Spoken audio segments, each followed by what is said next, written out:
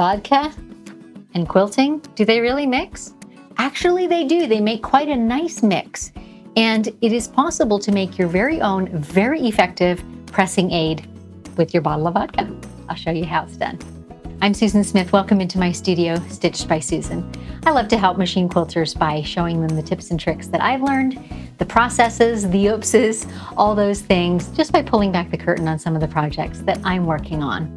Well, one of the shortcuts that I have found is a way to make a pressing agent for my fabric, for my quilting processes that is effective and really, really inexpensive, which is always a bonus, right? We want to make more quilts.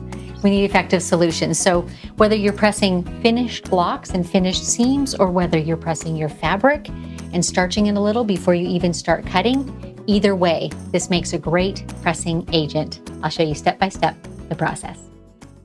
The trick is to find you some potato vodka. The clue to the potato word is that it is starchy, and surprise, surprise, that's the feature that you want for your pressing agent. So I'm going to walk you through the very simple steps of creating some for use in your own quilting space. You'll need some type of spray bottle to put the resulting pressing aid in. I love these. They're like a hairdresser's type bottle, or that's where I've seen them most commonly, where they pressurize and do a longer and finer spray, but really any spray bottle will do. You need the trusty potato vodka. I have Blue Ice American brand, and some type of measuring cup and a tablespoon. And this is totally optional. I have a lavender oil for a tiny, tiny, tiny bit of fragrance. Tiny is key because you don't want a bunch of oil in it, obviously, but you'll see how tiny when we get to that. So let's get started. Tablespoon in hand, trusty vodka. This ratio is a little bit up to you, but this is kind of a lightweight one and what I use for my general pressing. And that is 1 ounce of the vodka, or 2 tablespoons, to 8 ounces of water. Through the magic of TV, we now have water in our supplies too. I happen to have good tap water. If you have particularly hard water, you might want to consider using distilled water here. But then I simply fill up my measuring cup to the 8 ounce mark. So my result is now 1 part vodka to 7 parts of water.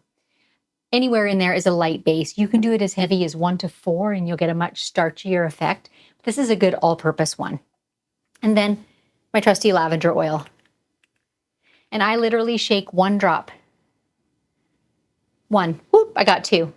I tried to shake 1 drop into my cup. So it's just a very, very small amount of very light fragrance and not at all necessary. You don't have to put any fragrance in it at all. I just happen to love lavender. And from there, you pour it into your trusty spray bottle. Good to the last drop.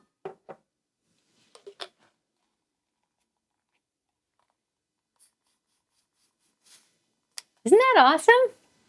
So I'll show you how this works out on actual fabric and what kind of a difference it makes to the hand of it.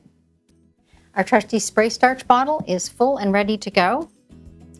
And let's starch this fat quarter. Isn't that pretty? Light little spritz.